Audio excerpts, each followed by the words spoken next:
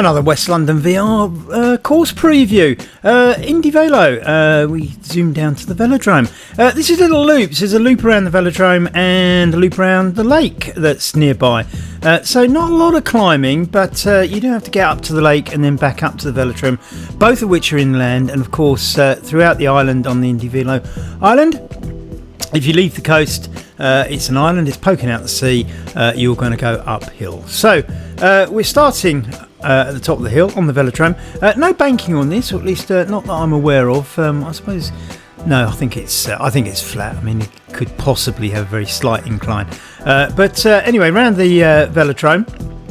Then we'll leave. You can see at the bottom the little green arrows have just disappeared, telling us that we're going to use the exit. Obviously, I'm riding this independently. I'm not riding it during a race.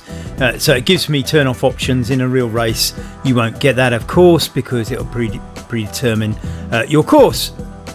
So we get a slight downhill. You look in the top right hand corner in the box there, you can see the little well, there we are, we've got an aerial view. You can see the hairpin bends there. That's because it drops down to the coast. It's not particularly steep, but it'll give us a good start and get us some momentum going down the hill. You can see just minus 2%, so not quite sure the hairpins are there because it's a steep climb. I'm not sure, but they've kept it at very, very low percentages, so you won't get a great deal of speed down, but it will give you that momentum, and then you go into the bit along the coast before you go up, do a loop of the lake and back again. Now, not a particularly long course, this one, so it's probably going to be in any race you do more than one lap, so you will have to sort of do the 4 climbs rather than the 2. Like I say, none of the climbs overly going to exert you. But nevertheless, racing conditions are racing conditions, and under pressure, somebody with that slight bit more power than you might just get up some of the slopes quicker. Interesting sort of sunset there. I say sunset, I'm not sure whether it's sunrise or sunset. I think it's a sunset. As we get to another one of those little options where I can go right or left, but because I've set the course, although I'm riding independently and it gives me the option, I have set the course to match the actual Little Loops course. Now, this is the first time I've seen the Little Loops course. It was not one of the original courses. It was added around about September 2023. It's a new course, and using existing roads, of course, but just a variation, so we can have more choices during our races. So here we see the sea looking very dark, and as I say, this is the as you can see, the sky's a little bit dark too, so it's as I say, I think it's a sunset scenario that we've got here, and the sea looking a bit dark, not that sort of beautiful blue one would expect to be lapping up the shores of a sandy beach like that. But as I say, we'll put that down to the light. Or maybe it's that brown seaweed you get tropical islands, which seems to be growing. The West Indies suffering particularly from a lot of that stuff. Now then, you can look at the profile at the bottom of the screen, as we always do. You can see that we've dropped down, it's left to right in the bottom right hand corner, the little grey profile there. The little arrow at the top is where we are on the course. We've done 2.4 kilometres, so about a quarter of the way through the course. You can see we've dropped down from the velodrome. We're going along the flat along the bottom, and you've got that little bump in the middle, which is where we sort of go inland up to the lake and round it, and then we've got that climb at the end, which is back up to the velodrome. So I think the telling part will be as we go inland, so we're already now going to start climbing a little bit as we head towards the lake, only 2%, so it's not grueling or anything like that, but as I always say, race conditions are race conditions. You're doing this at full throttle, and it can be more telling than it is for me right at this moment, casually going up at not too many watts, it has to be said. Although I do seem to lose my concentration every time I move the camera and the watts go down. Anyway, that's a side view. I did that to give you an illustration of what the elevation looks like, and then it went down to 0% and then minus 1%, so it didn't really work, did it? But anyway, we're coming up to another one of these little optional turns. We're actually going up to the South Lake, which we're going to do a loop of, as I've previously explained. So it's a loop of the velodrome and a loop of the lake on every lap.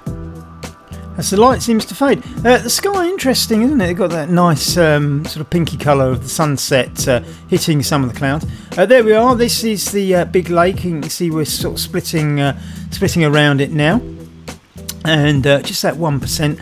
As I say, this kind of that little bump in the middle. Really, you have to rise up to where the lakes are. Lakes obviously fall into a bit of a basin, so you kind of, if you go down to the lake shores, you're going to have to kind of climb back out the basin and then back down to the beach. And that's what that little hump in the middle is. It's still only 1%, so it's not really going to split the race up or smash it up too much.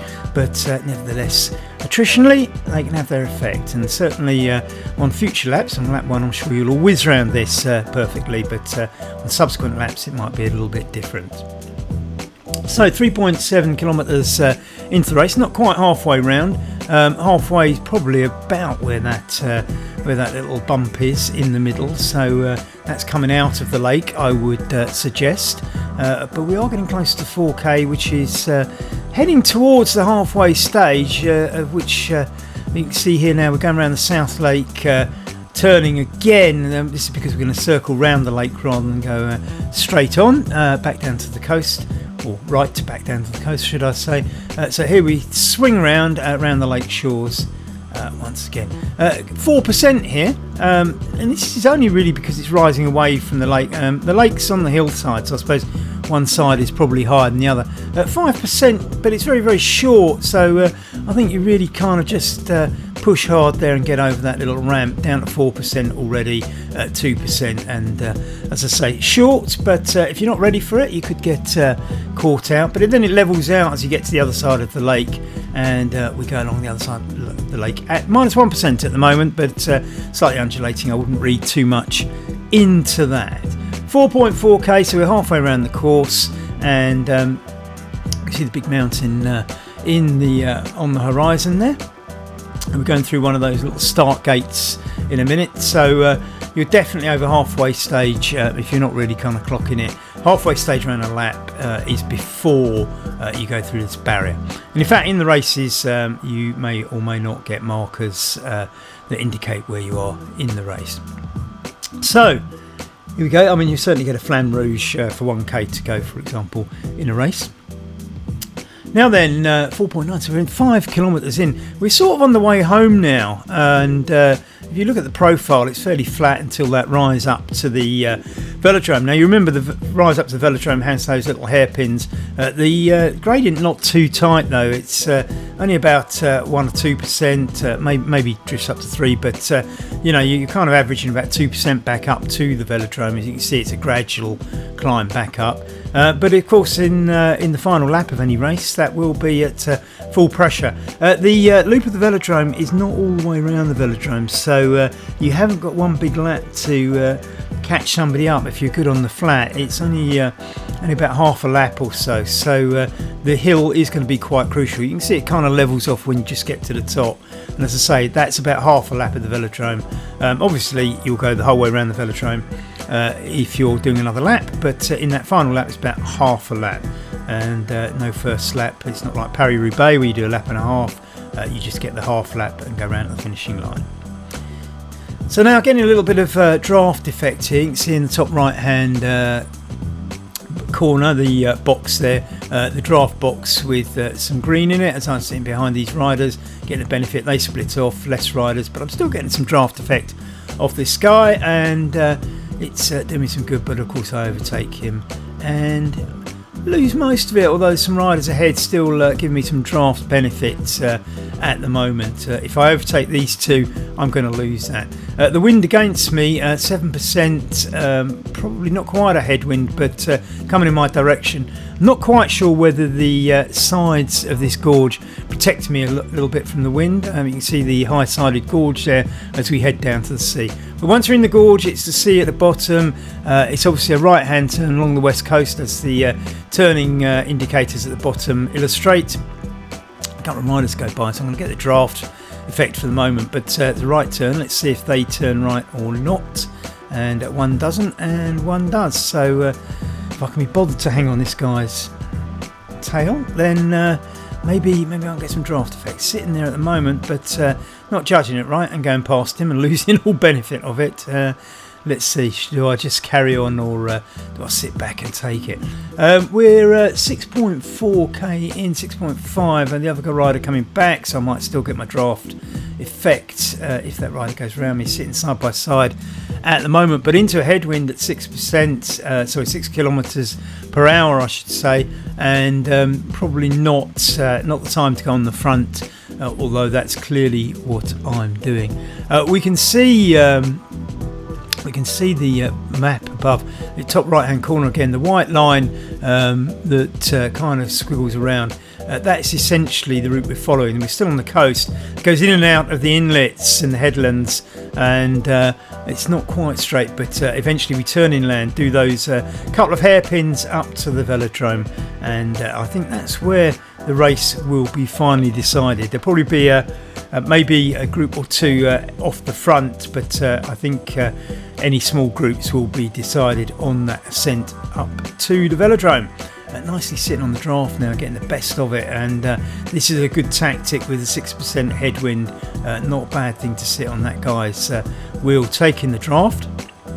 Not doing it the most efficiently though, because I'm putting it up alongside and losing it, going ahead of it and losing it some more, so not handling it particularly well, but I'm about to turn right for the velodrome, and whether or not this guy is I don't know, because he's a bot and it's somebody else's. He's not in the same race as me necessarily. Yes, he is, so I'm going to have this guy's company all the way up to the velodrome. And so what do I do? As we sit up, look, and we can see that we're going inland now, away from the sea, up that first little bend, going round the headland there. Just 1%, as I said, it's not particularly high. The other guy getting away from me a little bit, and maybe I want to take the draft a little bit better than that and sit closer to the wheel, pulling up a little bit. The draft, as you can see, probably about a third of the way up the full effect drafting. Probably the low speed not giving me a lot. I don't know. Guess these things. I don't really look into the data and the way it's structured too deeply, I have to say. 4% here. I did suggest it didn't go above 3, but it's back down at 3 now, so it's only a very short 4%, always back up to 4%. So I slightly lied, but back down to 2 and 3s, which is kind of how I perceive it. So a couple of short stretches on 4%. So I'm pulling away now, going solo, up again into this headwind, going uphill as well. Not ideal, not doing a great speed, but not particularly exerting myself either, as this is just a demonstration video, of course. And I suppose I should really go flat out, shouldn't I? But I think my flat out would still be a little bit slower than the other people in the race. Haven't shaken off the other rider, although there is a little bit of gap between us. So I'm not on my own yet, as we look at some other bots going up the climb, getting past these ones. The guy behind though still on my tail as we get to 8.2. Getting very close to the velodrome. We've got one more hairpin to do, then it's up to the velodrome. Less than a kilometre to go. As I say, it's only half a lap of the velodrome. The percentage gradient is just 2%, 3% there. As I say, it doesn't get particularly high. A couple of very, very short stretches of 4%, but mostly around between 2 and 3. Getting very, very close. We've gone round the last hairpin, one last bend, and then we're on the velodrome. So nearly at the top of the climb, and if you look at the bottom right hand corner, you'll see the arrows just about to come into that flat section, which realistically starts when we enter the velodrome, and that's where we're coming up to now.